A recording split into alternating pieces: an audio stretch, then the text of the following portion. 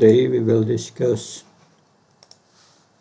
chapter 29, verses 29 till 41 of the fourth canto.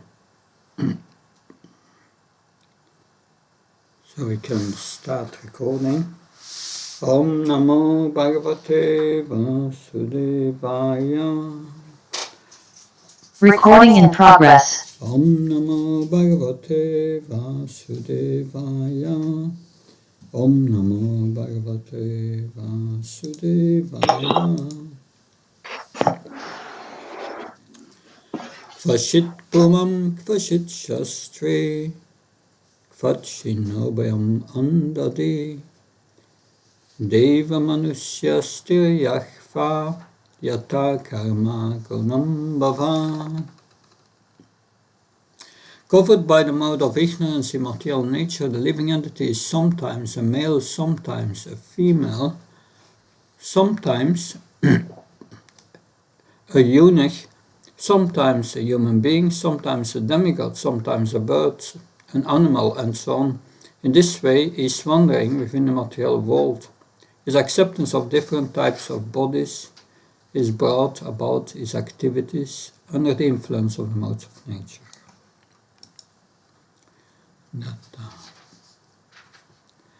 Mahyanatiman lasya janasana sanakara seksu militamyena tasmai shri gurave namah. Namam Vishnupadaya Krishna Pastaya Bhutale Shrimate Bhakti Vedanta Swami Tinamini.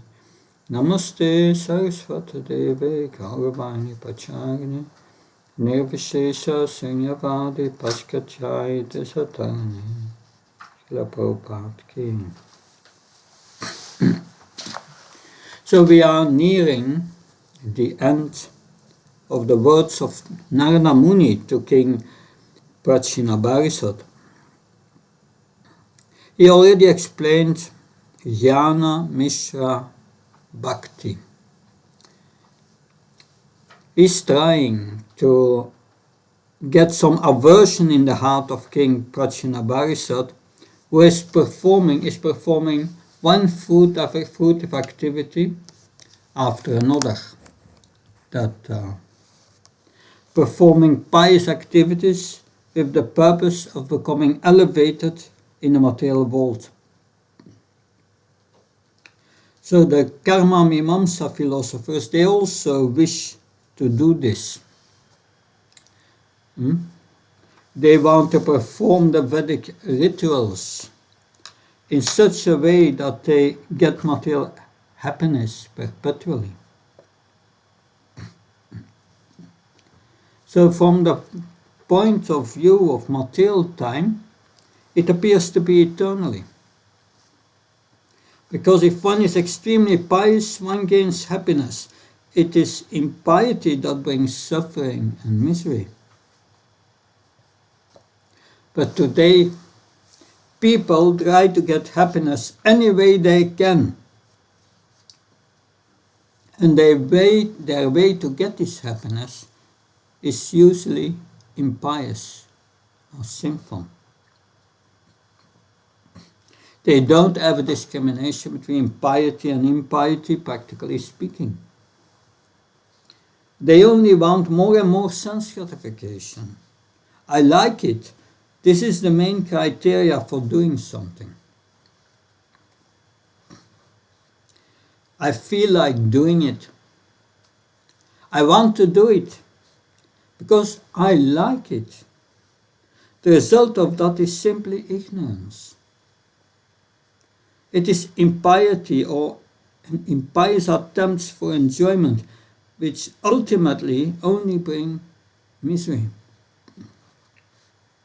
So in the Vedic culture also people desired to enjoy, but they were guided by the Karma Kandiya, by the Karma Kanda section of the Vedas, which described different sacrifices, and the result was piety. Piety was the cause of their pleasure.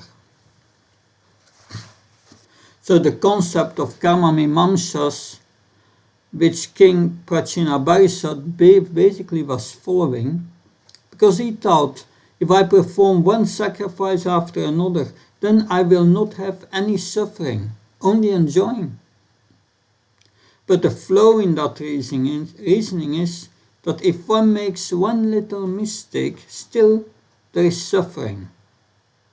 We have the story of King Vihe, who was known for his charity, giving thousands of cows to Brahmins, but then one day he gave a cow to a Brahmin, and then later that cow came back into his herd, and that same cow he gave to another Brahmin, and the previous owner said, "Oh, this is my cow," and a whole difficult, complex situation occurred, and he got in difficulty.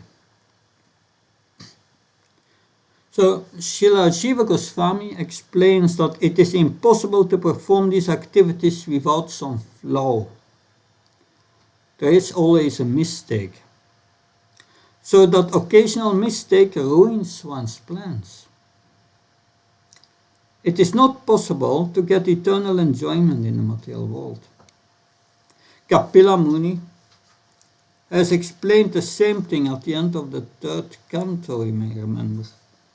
Despite of one's going to higher planets, it's still temporary. One must come down to the earthly worlds again. Narada Muni already explained to the king that Puranjan, that is attempts for pleasure, and only in suffering. But Shinabarisat has to understand this. There is no hope, neither on the gross platform, the sensual platform, or the subtle mental platform. Prestige, labda, puja, pratishta, they are all upasakadan. All these two concepts that I can be happy on the physical gross or subtle mental level by gaining some position in the material world. This is the hope of a materialistic person, that I can just manipulate the material energy sufficiently, push it out of the way and grab that. Find that situation that is going to bring happiness. Narada Muni wishes to convince him that there is no situation in the material world, even if we have a long list of everything that we have to unlock and take away all the desires we have here, the good ones, the bad ones. So all these desires we must give up. If we took them out, all these desires, and we have the ability to satisfy each of these desires, then even we will not be happy. Srila Prabhupada said that this is during Gandhi's time. There was a famous barrister, a lawyer, who was very wealthy and very successful. He was earning $50,000 to $100,000 a month at that time. He was so wealthy, he was a member of the Congress Party. They decided non-cooperation with Great Britain. He was making all this money in the court system. He proposed to cooperate, and every paisa he would make, he would give to the Congress Party, but they said no. He cooperated with the Congress and gave up his position. He was very popular with the people and very charitable. Everything he would feel like doing, he would do. But he was morose, always unhappy, always unsatisfied. And one day he was sitting with his wife somewhere, and he looked so morose. His wife said, "You have everything, people love you, but you are not happy. Why?" Just as she said this to him, Srila Prabhupada explains, one beggar walked by and he said, "I want to be like him." It wasn't even a religious renunciance, not a religious sannyasi or anything like that. It was an ordinary beggar. I want to be like him, he said. All this wealth does not satisfy the heart. On the gross level, on the subtle level, if everyone in the world would say, you are the greatest, you are the most wonderful, still the heart would not be satisfied. For this we must reawaken our relationship with Krishna. Unless we deeply reach this conclusion, and unless we allow Krishna to pull from our heart every single of these desires, this by the power of association, by the power of hearing the Bhagavatam, by the power of the deities, by the power of all the processes of Bhakti Yoga. But every activity in Krishna consciousness gives us the opportunity to pull out all these desires, these anarthas. They are not our artha, they are not our wealth, they are actually our misery. When we pull them out, then we get some more attachment to Krishna. This is what Narada Muni has been explaining to King Prachinabhari. So the four Kumaras have before explained to Maharaj Prithu that these two are going hand in hand. Detachment from the material world and attachment to Krishna. It requires the detachment from the bodily concept of life. Soon Narada Muni will shift to explaining the cure very strongly. Narada Muni speaks to King Prachinabhari, who performed unlimited pious activities. Ignorance means ignorance of our identity, who we actually are. I read text 29 again. Covered by the modes of ignorance, in material nature, a living entity is sometimes a male, sometimes a female, sometimes a eunuch, sometimes a human being, sometimes a demigod, sometimes a bird, animal, and so on. In this way, each wandering within the material world, his acceptance of different bodies is brought about by his activities under the influence of material nature. So attachment and envy, they are going together. If one is attached to something, he must be envious, and vice versa. Do we think like it? If we are attached to something, there must be envy. These desires are sitting in the heart, and they are carrying us. They carry us to our next body based on our desire. Covered by ignorance, we act in different ways according to our material desires, and this causes our next birth. About halfway down in Srila Prabhupada's purport, about 10 lines down, there it is his misfortune that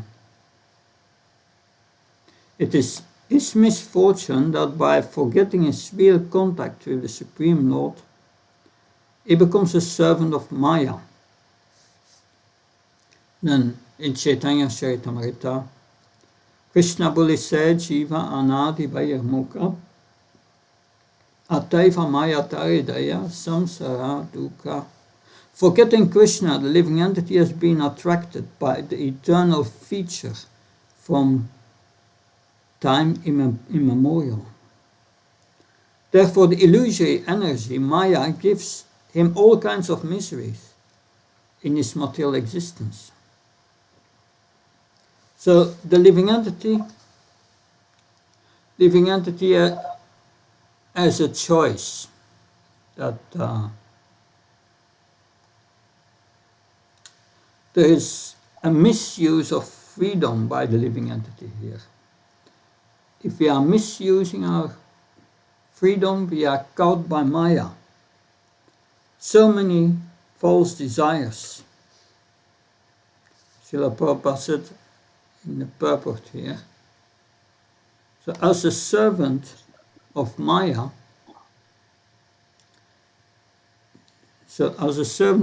he becomes a king. And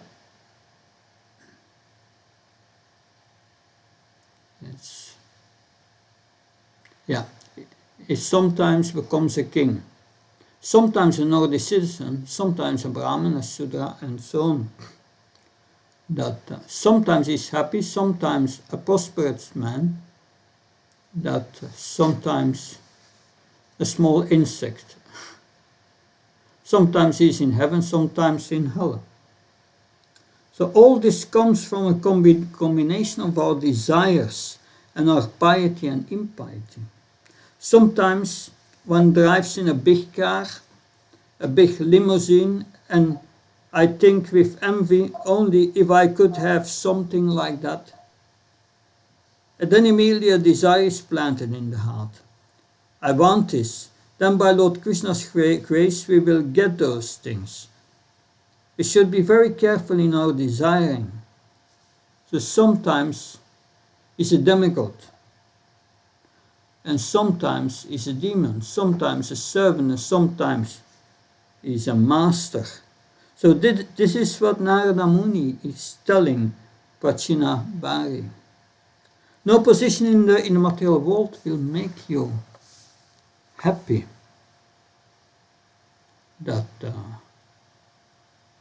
So in this way the living entity wanders over the universe. Only when he comes in contact with a bona fide spiritual master, he can understand his constitutional position. So this reflects Lord Chaitanya's verse, Brahmanda Brahmade Kamya Bhagavan Jiva Gaur Krishna Prasade Bhai Bhaktilata Beach. That he goes up and down in the universe, and then by the mercy of Krishna, he comes in contact with a bona fide spiritual master. So he then becomes disgusted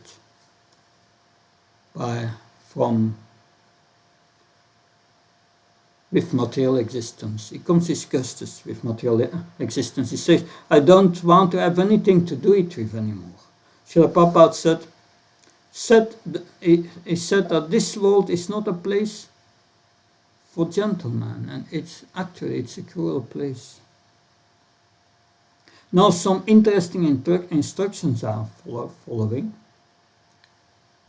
That says, at that time in full Krishna consciousness, he regrets his past experiences in material existence. He say, oh, look what I did. I contaminated my heart. I've caused pain to others. So this regret is very beneficial because it purifies a living entity of material conditional life. So one say, I never want to make this mistake again. That Bhagavad Gita 13:22, that's the mistake. Purusa prakatistohi bhunkte prakati jankunan. Karanam kuna sangusu satasatshoni janmasu. The living entity in material nature thus follows the ways of life, enjoying the three modes of nature. This is due to his association with material nature. Thus he meets with good and evil among various species. So the living entity, from the moment that bhunkte property jangunan, he tries to enjoy material nature, then by association with that material nature, guna sangasya, he becomes controlled by material nature. The control of nature happens birth after birth in various species, in this country, in that country. This regret, which is called humility, is very purifying. It purifies him from the material conditioned life. But if one always thinks, oh, how bad I am, then one is thinking about himself all the time. It is self-indulgent. There is a material pleasure in thinking how bad one is. It is actually a mental disease. But this is not what we should do, just thinking how bad we are. Regret, and then, in the purport, he then prays to the Lord that to engage in his service. And at that time, Krishna grants liberation from the clutches of Maya. So calling out to Krishna causes Krishna to reciprocate and engage the soul in his service. Lord Krishna explains this in 7:14, which is on the screen here. This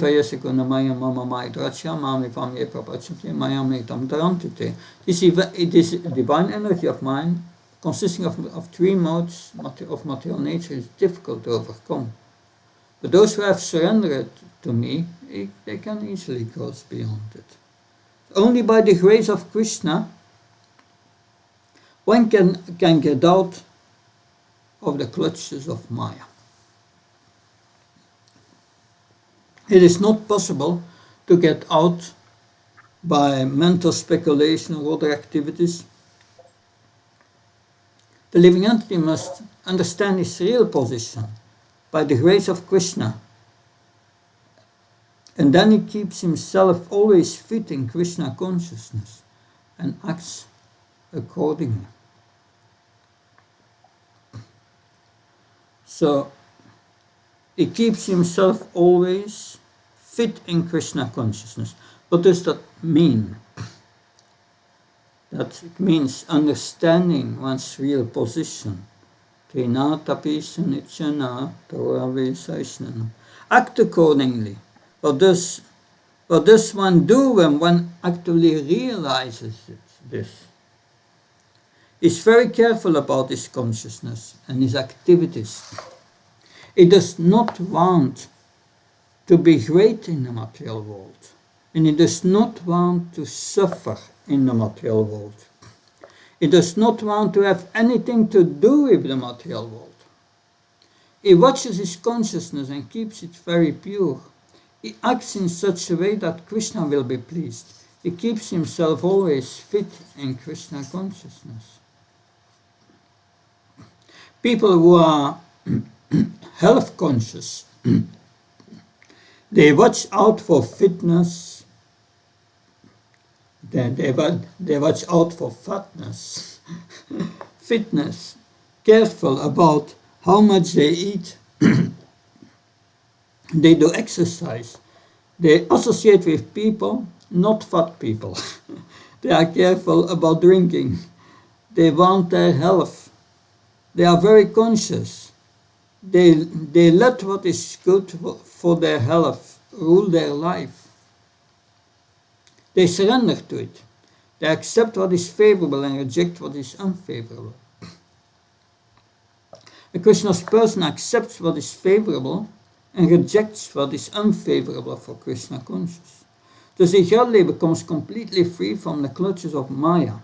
When one is strong in Krishna consciousness, Maya cannot touch him. He is detached from the bodily concept of life. In this way, in the association of Krishna conscious devotees, the living entity can get free from the contamination of material existence. In this connection, Srila Krishna Das Kaviraj Goswami says, that's on the screen here, Tate Krishna Bhaje Koi Gora Sevana Maya Jala Chute Paya Krishnera Charana. In the Krishna conscious state, the living entity engaged in devotional service under direction of the spiritual master. In this way, he gets out of the clutches of Maya and takes shelter of the lotus feet of Krishna. So Narada Muni says to King Prajinabhari that look what is going to happen. That you will wander from body to body. The suffer will never end. you are planning that the pleasure will never end. But in the material world, the suffering doesn't end. Now he describes what existence is like in the material world. So Narada Muni tries to ruin all his idealistic plans. That text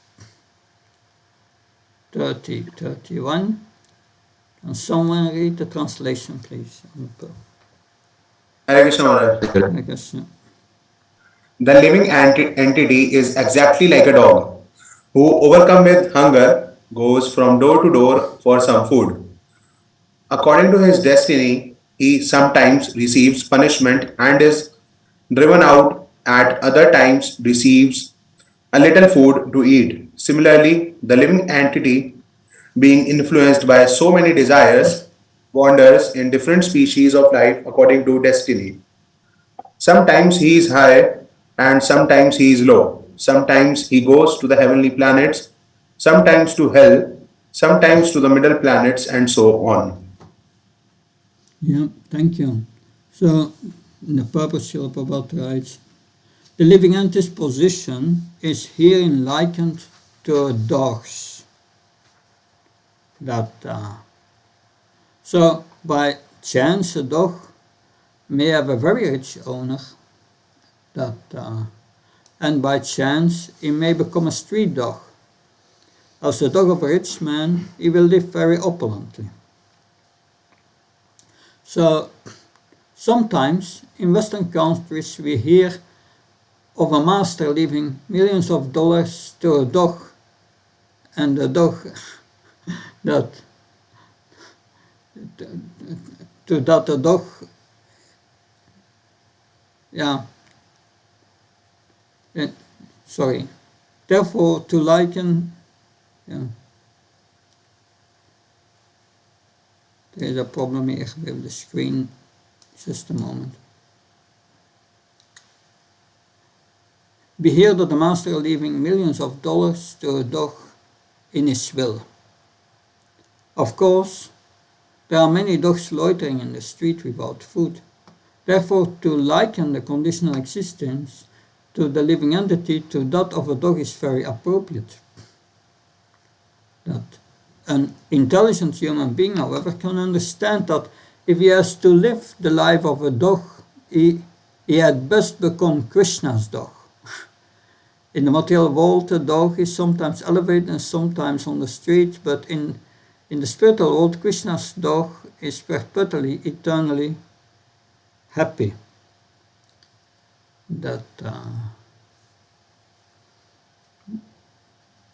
Srila Bhaktivaibhava Thakur, therefore, has sung Vaishnava Thakur Tomara Kukur Baliya Chanaya More.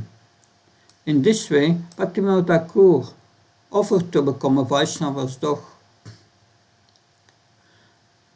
A dog always keeps himself at his master's door and does not allow any person unfavorable to the master to enter. Similarly, one should engage in the service of a Vaishnava and try to please me in every aspect. Unless one does so, it does not make spiritual advancement. That's an important statement. We must become the dog of a Vaishnava and try to please the Vaishnava. That's the point of Bhaktivinoda Thakur. Text 32. Can someone read the translation? 32. Hare Krishna. The living entities are trying to counteract different miserable conditions pertaining to providence, other living entities, or the body and mind. Still, they must remain conditioned by the laws of nature, despite all attempts to counter these laws. Yes. Again, Adibautika, miseries from other living entities. Adidevika, miseries provided by material nature. Adhyatmika, miseries by the body. We try to avoid misery, but we cannot in this world. So, Srila Prabhupada starts the purport again with the dog.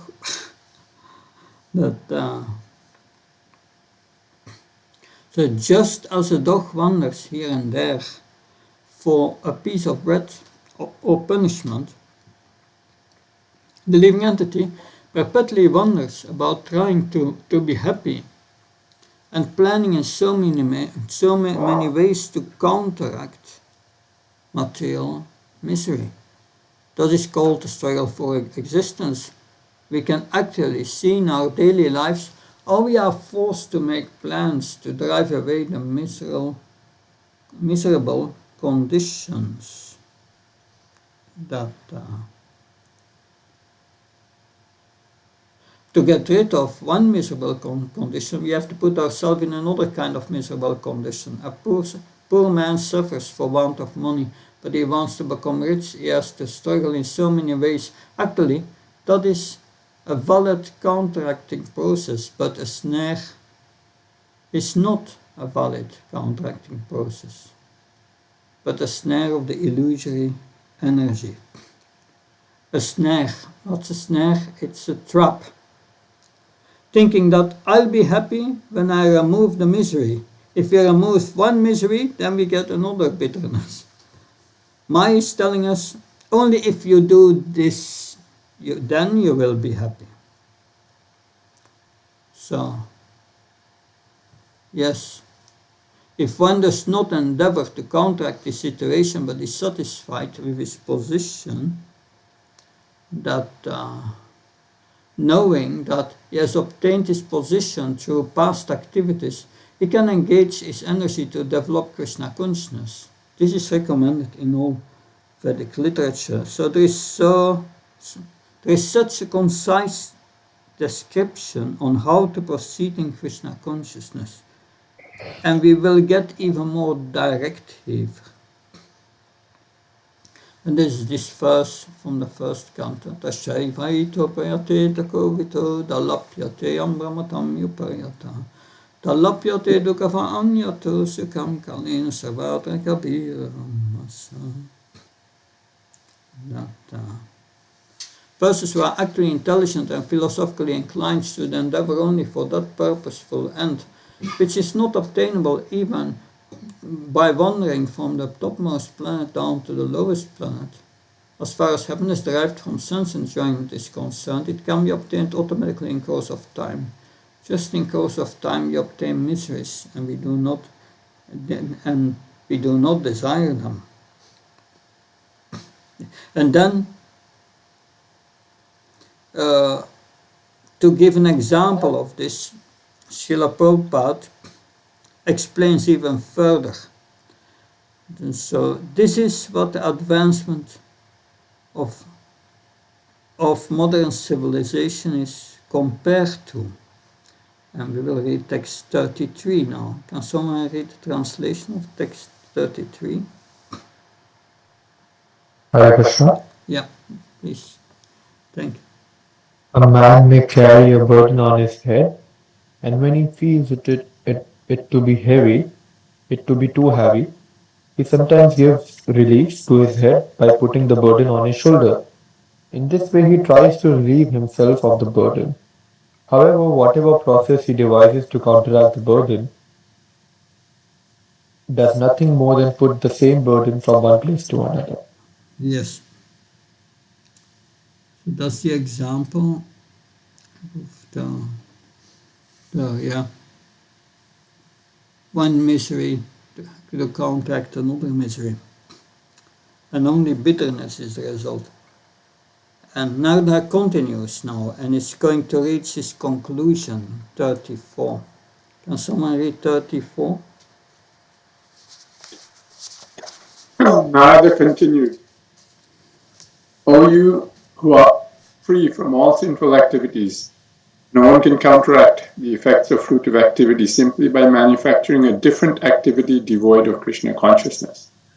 All such activity is due to our ignorance. When we have a troublesome dream, we cannot relieve it with a troublesome hallucination. one can counteract a dream only by awakening. Similarly, our material existence is due to our ignorance and illusion. Unless we awaken to Krishna consciousness, we cannot be relieved of such dreams. For the ultimate solution to all problems, we must awaken to Krishna consciousness. We must awaken to Krishna consciousness. So, Narada Muni wants to bring the king to the point that if you wish to avoid suffering, don't try to attain any position in the material world. That's a big lesson. Don't try to attain any position in the material world that the material world can offer, that Maya is promising that will be satisfying. No, he wants him to understand the real solution to the problem is to get out of the material world. Nothing, no activity based on false ego, a false feeling of grandness and greatness, of being the center of existence. It cannot satisfy the soul.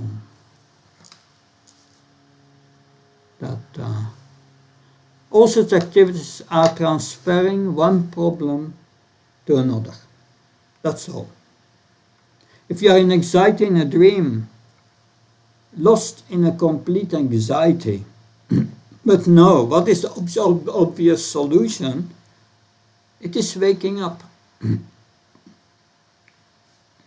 When you see sources of pleasure in the material world, you don't want to wake up. What is in the material world? If we have it, it would be what? What would we? Yeah. What in the material world would be worthwhile to have? The material world means suffering. Having attained this material world, the only solution is to wake up. To wake up, we should worship Krishna with great devotion. Unless we awaken our relationship with Krishna, we cannot be relieved of such dreams. Text 35. Can someone read the translation, please? Sometimes we suffer because we see a tiger in a dream or a snake in a vision. But actually there is neither a tiger nor a snake.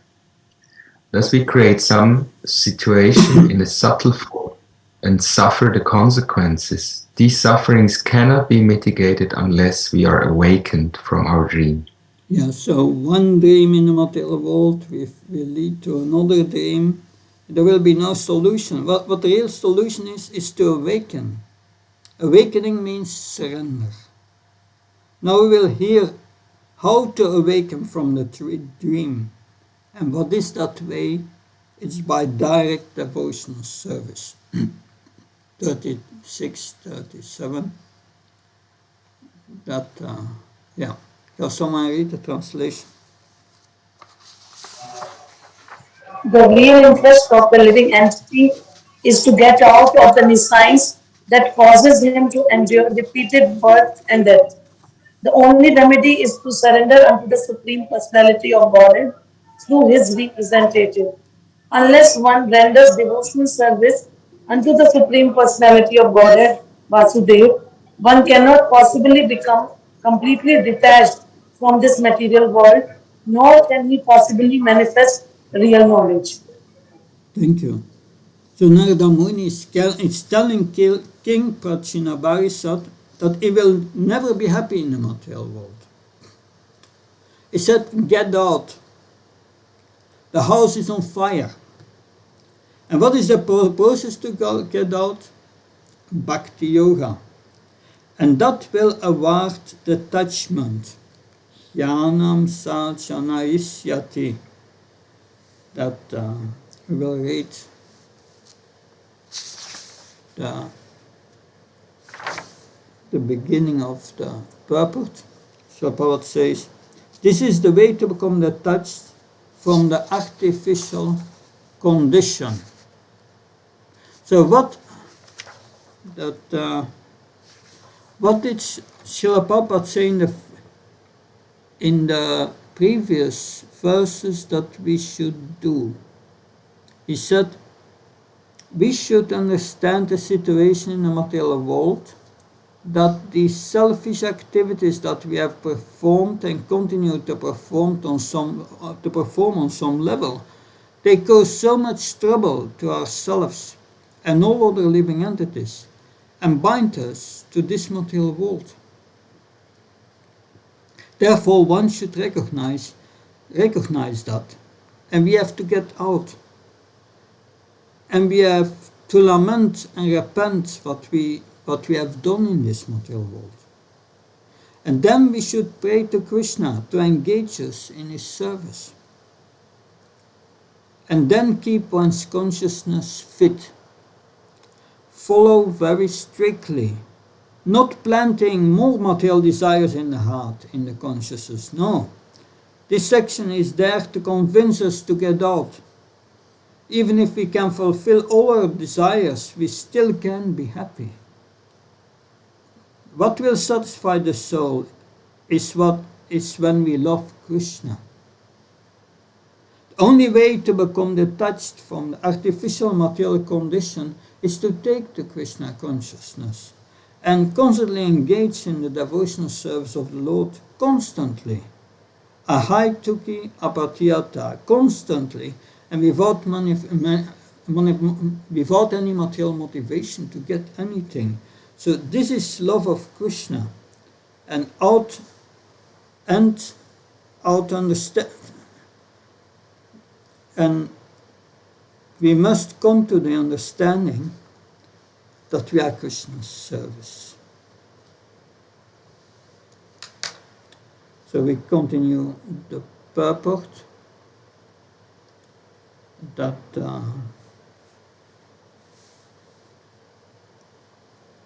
so everyone is trying to be happy, and the process adopted is to achieve happiness. That happiness, to achieve that happiness is called self-interest. Unfortunately, the conditioned soul hovering within this material world does not know what the ultimate goal of self-interest, that the ultimate goal of self-interest is Vasudeva. Samsriti, or material existence, begins with the illusion body conception, and on the basis of that conception there ensues a series of unwanted anarthas. These unwanted things are actually mental desires for various types of sense gratification. So the heart must be cleansed of all these desires. And the heart must be overcome by the desire to love Krishna and to serve him with great devotion. So in this way, further in the purport, that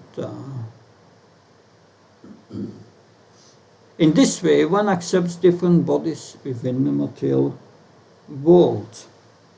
One first has to control the mind so that the desires of the mind can be purified. This is described in the Narada Pancharatma as Sarvapadi Vinirmuktam Tat Parat Vananirmalam, unless one purifies the mind. That there is no question of getting free from the material condition.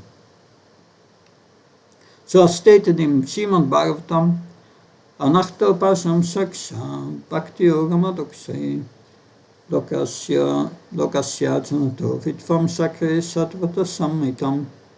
The material miseries of the living entities, which are superfluous to him, can be directly mitigated by the linking process of devotional service.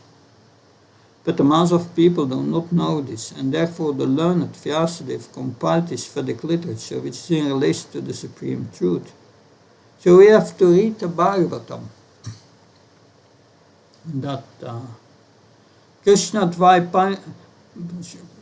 Dvaipayavas, this is Krishna's personal incarnation.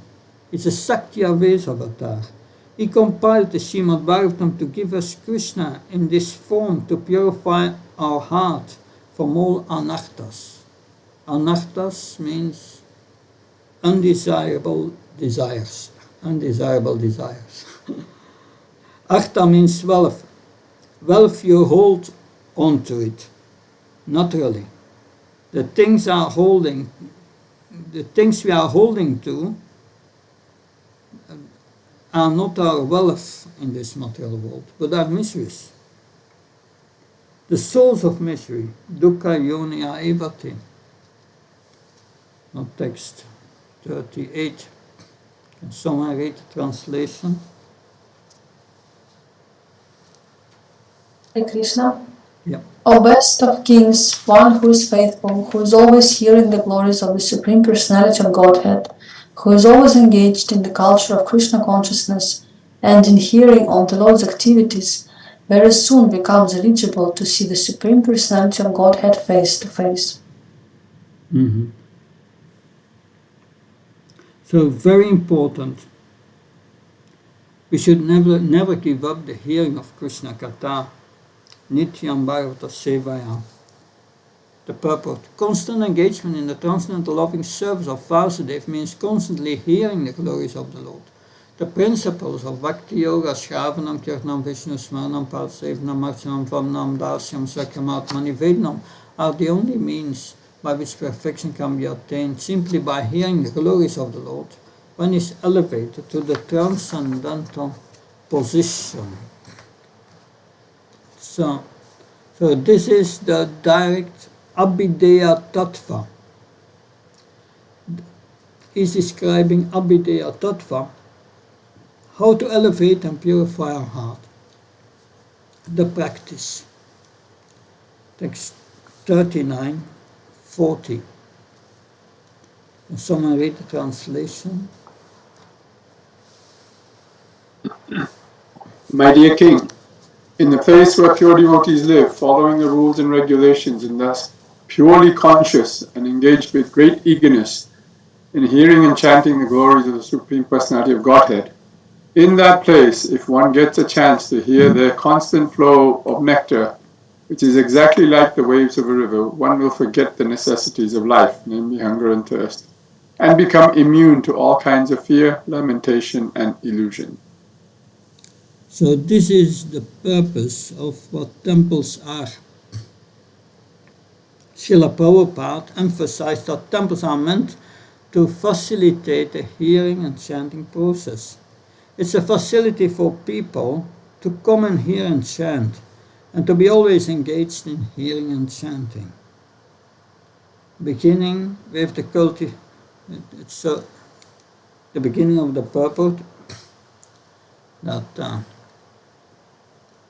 so the cultivation of Krishna consciousness is possible where great devotees live together and constantly engage in hearing and chanting the glories of the Lord.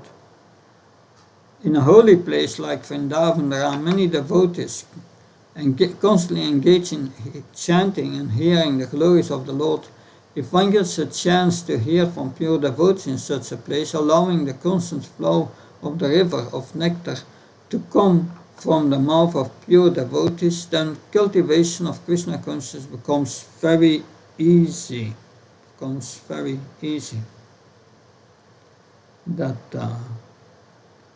it becomes very easy? Because we become attached. So when one is engaged in constantly hearing the glories of the Lord, he certainly rises above the bodily conception. Above the bodily conception. That when one is in the bodily conception, he feels the pangs of thirst, hunger and thirst, fear, lamentation and illusion. But when one is engaged in hearing and chanting of the Lord, he transcends the modes, the bodily conception.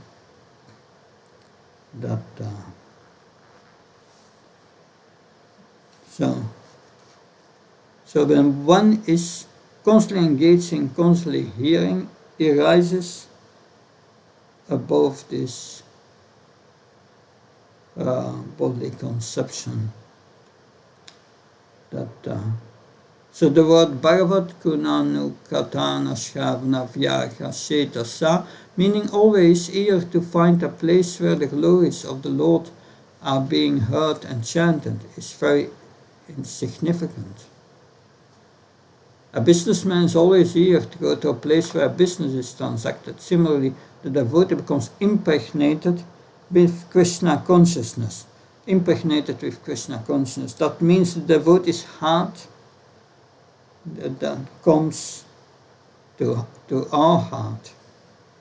So this is also confirmed in the verse Satam Prasangam Mama Virya Samvido Vavantarit Karna Sainat Kata Tatyosna Tabavarya Vartman Tatyosna Das Apavarya Vartmani Shradarati Bhaktirana Kanyashati.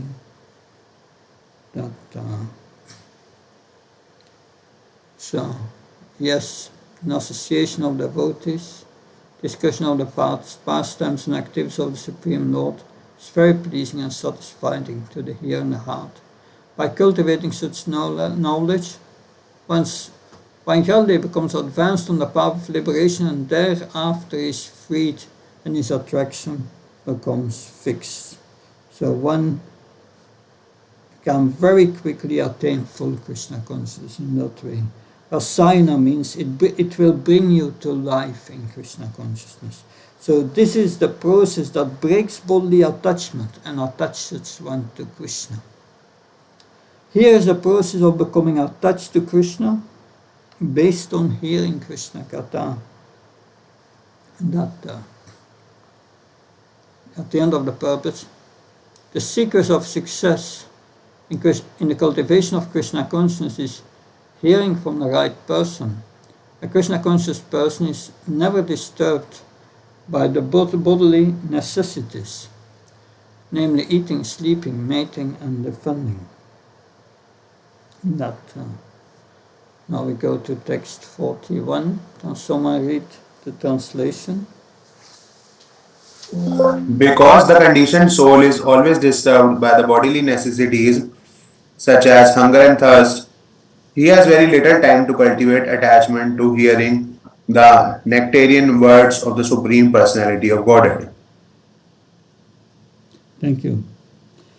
So, the forces of nature, they whip us, and they are making such heavy demands that first there are the desires for eating, for mating, defending. They refuse to allow us to cultivate Krishna consciousness. It brings so many demands in our consciousness. It takes away the most valuable thing, and that is the time we have. A materialist has only time for sleeping, eating, mating, and defending. They think that they are choosing, but they are whipped by material nature, controlled by material nature. They have to work so hard just to eat and sleep. And now even the sleeping, eating, mating, and defending is so insecure. They go through so many anxieties, and it brings no satisfaction to the heart. So in the purport it says, unless one is associated with devotees, he cannot cultivate Krishna consciousness. Nirjan Bhajan, cultivating Krishna consciousness in a solitary place is not possible for the neophyte, for he will be disturbed by the bodily necessities, eating, sleeping, mating, and defending. So many desires will come.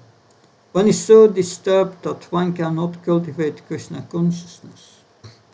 Raghunadas Goswami would chant 2 lakhs a day, or 128 rounds a day. He would write, read, and speak to people and do dandavats, and no time for sleeping or eating. there is that Madhava Baba who gave Vrindakund to ISKCON, you may remember, because he had been in Vrindavan as a Babaji his whole life. He said when he was leaving this world, Bhaktisiddhanta Saraswati Maharaj was right. In other words, we don't have the piety in this age to go to do this type of bhajan. In Puri, Ramananda Roy and Sarvabhauma Bhattacharya, everyone had caves, and Sanatana Goswami in Gokul, and they would chant and chant. But in this age, when you go in a solitary place, you have to take your crazy mind with you. Everyone's mind in Kali Yuga is upadrutaha, we heard, always disturbed by the atmosphere, by this and that. So his conclusion was that without preaching, without getting some special mercy from Krishna, to be engaged in preaching, it is not possible to do this. And Srila Prabhupada explains this in Chaitanya Charitamrita. Srila Prabhupada explains that if one is young and engaged in Krishna consciousness, then later in life one will have the purity to do this type of bhajan. That being disturbed, one cannot cultivate Krishna consciousness. It is difficult in Kali Yuga to have a peaceful mind. So we are at the end of this section of today. We will now have a pause of 10 minutes. It's 6:28 now and 6:40. We resume and we will discuss what we have learned in this section. Thank you. Hare Krishna. Recording stopped.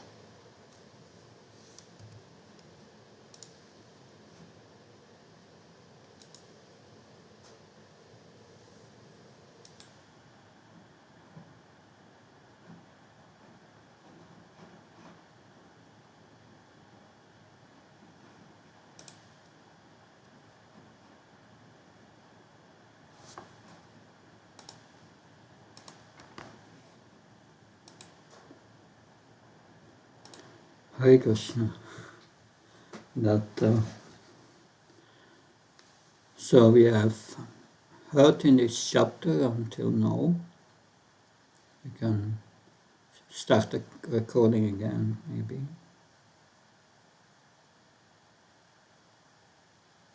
Just 1 minute.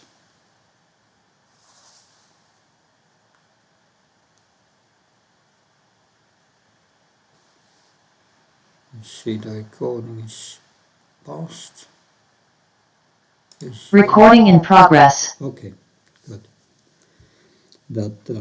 So we have heard Narada Muni instructing King Prachinabarhisat, who did not understand the allegory. And what are the points that he made from the beginning of the chapter till now? Which points do you remember that he made? Practical points for us. The main thing is that we have to engage in hearing the glories of the Lord, from pure devotees of the Lord. That was... Be in their association. Yeah. Otherwise, that was the cure. That was the cure. That's a very important point. Someone else, what you remember about these instructions? Everyone can mention a point, maybe. Shyamananda Prabhu?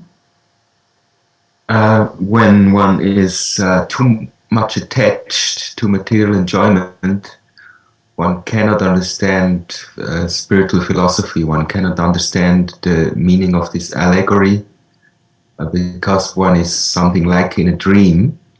And when one is in a dream, one cannot understand that one is in a dream. Okay, that's a very important point. That Otherwise, everyone who would hear a Bhagavad Gita in this world would immediately become a devotee, but it doesn't happen, and that's the reason. Thank you. A good point. Other points you remember? Hare Krishna. Yeah, Mother Kanta. Actually, Narada Muni disappoints King Prachinabarhishat in this material life and shows how that there is no meaning to develop your wealth or try to be situated better than you are now. So actually, there is no real meaning in this material world, and one should strive only for spiritual development. Mm-hmm. This is probably his main message, and the points which I personally put my attention to is that it's normal when we regret about a devotee regrets about his material experience in the past, but his next step is engagement in devotional service and not constant lamentation. It's very important to hear, not to be depressed. Okay, that's the business of the mind. To put oneself in the center. I'm so depressed. That good. Any other point? Yes, Maharaj, there was a wonderful analogy how in this material existence we just continue every day and basically shift this burden from one place to another, and we think we're making progress, and really we're just going around in circles, right? And we really can't solve the problems of material life by finding a material solution to a material problem, right? We need to find a spiritual solution. We have to find a spiritual solution. Yeah, we have here Sri Gaur Prabhu writes, the secret of success in the cultivation of Krishna consciousness is hearing from the right person. A Krishna conscious person is never disturbed by the bodily necessities, namely eating, sleeping, mating and defending. That he remembers from the purport of 41. Nice. That are there more points? Otherwise, I mention also some of the points. Maybe so, yes. Yeah. Marriage, material desires are the root cause of all the problems, and we need to work upon to uproot these material desires by engaging more in hearing and chanting and in devotional service of the Lord. Yes. And constant hearing. So this material desires is not our artha, but we hold to it. Our real artha is our relationship to Krishna. Very good. Yeah, the points that I noted were first repentance, and then praying to Krishna. Praying in the form of chanting. Chanting with humility. Use our difficult situation as an impetus for calling out to Krishna. Then taking shelter of a spiritual master. Engaging in sankirtan and service to please a spiritual master, especially hearing and chanting. These are practical points explained by Narada Muni to King Prachinabarhishat. So, can someone share one's experience how that hearing the Bhagavatam removes your anarthas? I don't know, it's already 2 years nearly you are in this course now. I think more or less that we are at the end of the 4th canto. What is the effect on your heart? Did something change? So, Hare Krishna. Yes, please. Well, reading the Bhagavatam, if if you're sensitive enough to it, it forces you to introspect, to kind of like look inside yourself. And, you know, it's like staring at a mirror. So, you know, you can't just see it as, you know, something that I need to memorize or something theoretical, you know. It really forces you to take stock of who you really are, in a sense, you know. And therefore, at that point, you have the opportunity for change, you know, for removal of the anarthas, basically. I mean, that happens also when you chant the holy name, of course, if you do pay attention to it, you know, if you focus on it properly. But generally, with the Bhagavatam, I think it's a little bit more straightforward in that sense, because, you know, Srila Prabhupada, especially the purpose of Srila Prabhupada, you know, they don't leave room for, you know, just it's not basically it's not an intellectual exercise. It's more of a transformational kind of process. That's what it is. I mean, that's my experience, at least, anyway. So thank you for sharing that. Plus your meaning. That any other experiences hearing the Bhagavatam and helped you to not only changing the heart, but also with the other points we have had. That how did it help you in your engagement in service? That how did it help you to put hearing about Krishna, hearing Krishna Katha as a priority in your life? And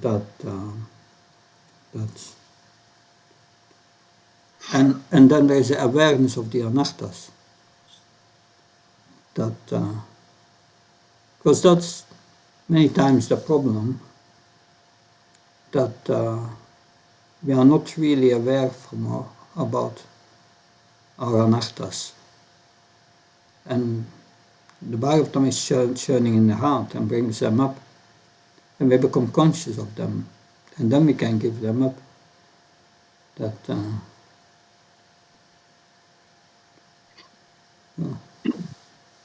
Any other sharing? Yes, Maharaj.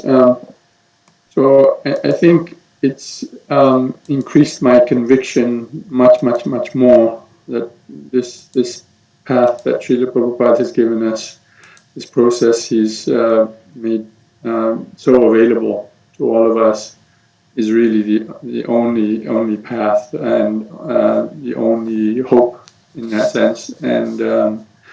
And it's attracted me to read more and more and more. And as Purusha Muni was saying, you know, the purports of Srila Prabhupada are so direct and so easy for us to relate to and understand that we can very easily imbibe them. We imbibe them, but still it's a struggle to really act on them. But you know, as time goes, I feel that Prabhupada's messages and things are so slowly, very slowly, I don't know, maybe cleansing the heart, cleansing my consciousness, and allowing me to just advance a little bit more and be more sincere, more committed, and more convinced, I suppose. So.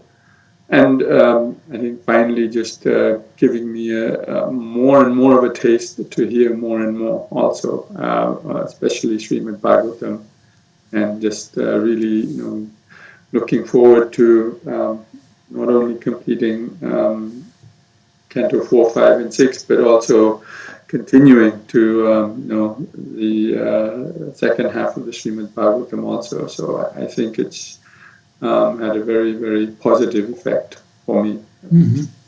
Thank you. I always think that when I came in contact with Krishna consciousness after a few years and having read most of the Bhagavatam, it started to dawn on me to understand that the false ego, that false ego means I'm the body and I'm the mind and so on. It's not our real identity. But most people think it's their real identity. And everything what is related to this so-called real identity will finish in this world. So all the materialistic conception will be ended. All the relationships we have in this world is all broken at the time of death. But it's all illusory, because we are not this person in the form of this body. We are an eternal soul and we have a relationship with Krishna. And that relationship will never be broken.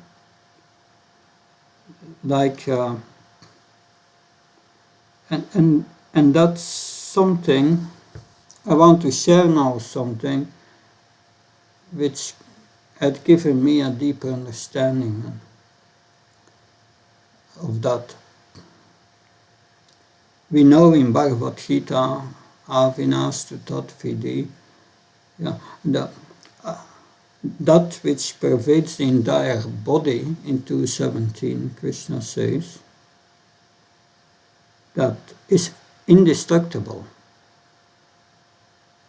And in 13:34, Krishna says, that which pervades the entire body is consciousness.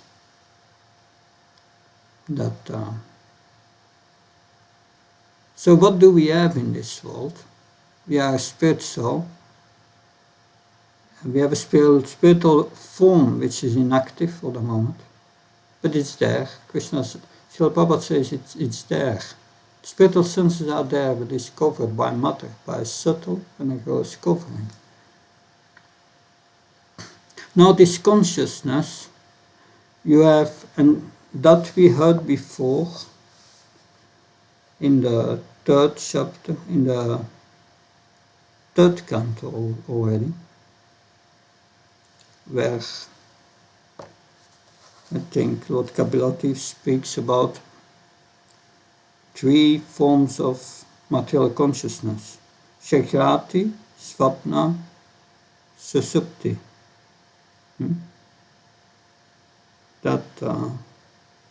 So Shakrati is a consciousness, but when the consciousness that comes from the soul is pervading the subtle and the gross body,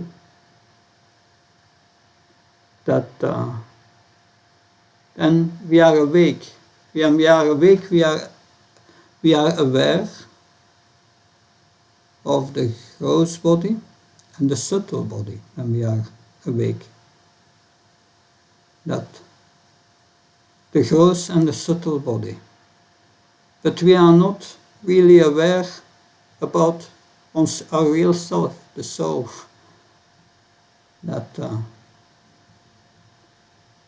We know this is our real ego, but in the material concept of life, the consciousness from the soul is coming to the subtle and the gross body. And in the Shakrati we are awake. We are conscious of our thinking, feeling, willing, which is our subtle body.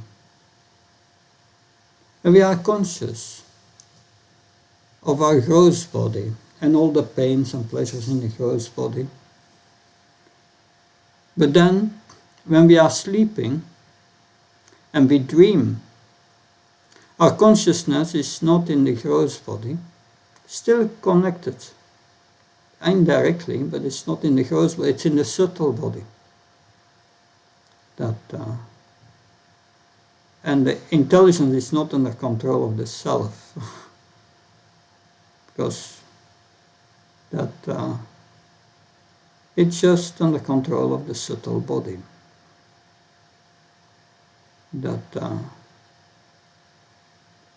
So then, when we dream, we are conscious of the subtle body, and it creates a whole imaginary world. But at that time, the consciousness is in the subtle body, not so much in the gross body. Of course, when they wake you up, then the consciousness comes to the gross body. But it's in the subtle body. And then you have susupti, deep sleep. In deep sleep, there is no consciousness of the gross body and of the subtle body. But there's still consciousness. The proof is, when you wake up, you remember that you had a deep sleep, a good sleep, and you feel good rested. I had a good sleep. But Jiva Goswami explains that this susupti, this deep sleep, then one is conscious of the soul, only the self. It's factually Brahman realization, but Brahman realization is very blissful, but we don't have that bliss, because we are still covered by the modes of passion and ignorance. The modes are still covering us. Therefore, we don't experience this bliss. We don't experience this bliss, but we are experiencing, we had a good sleep. We are rested. Peace. But in that susupti, we are still covered by this gross and subtle body. And when you wake up, you become first conscious of the subtle body and then of the gross body. The same thing I personally experienced when they had the surgery 2 years ago. You may remember, I couldn't finish the course because of that surgery. When I came out of the surgery, about the narcos,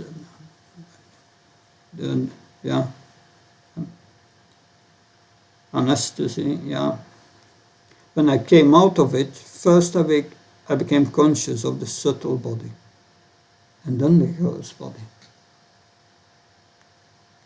But if we develop our relationship with Krishna, and you go into deep sleep, you will not find only the self, but only the super self, if you are on the liberated platform. That you are in contact with Krishna, even in deep sleep.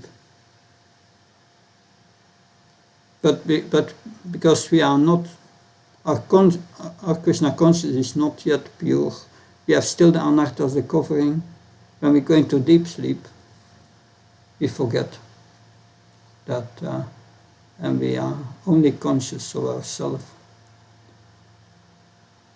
But for materialists, this life of the body is everything. And everything what they think they are, and everything what they think they are attached to, they lose. It's all for nothing.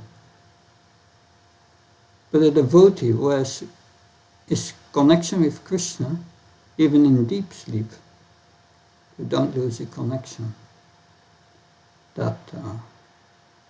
And your spiritual thinking, feeling and willing is revived. And that we find in the story of Narada Muni in the first canto already. You remember this previous life and how it went.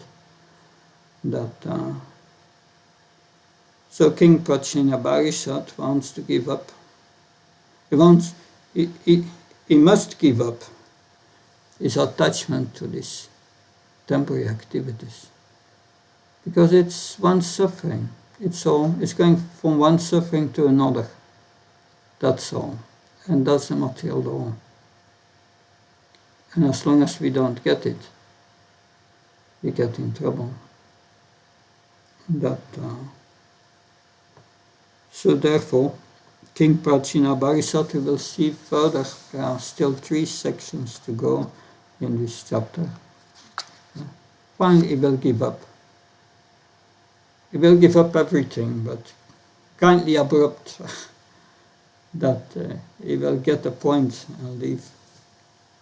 That so he will get a point by hearing from Narada Muni. And we are hearing with King Prajnaparisat because we are the Puranjan, of at least we were the Puranjan, and we are giving up that mentality. And this chapter goes in so many details and makes us reflect on how to give up these attachments and come in contact with our real self, living in relationship with Krishna, our eternal activity of the soul. And that's our wealth. Our wealth is the happiness of serving Krishna and feeling Krishna's presence in that service, that feeling in separation. That is, yeah. Good. Any further questions or comments, please?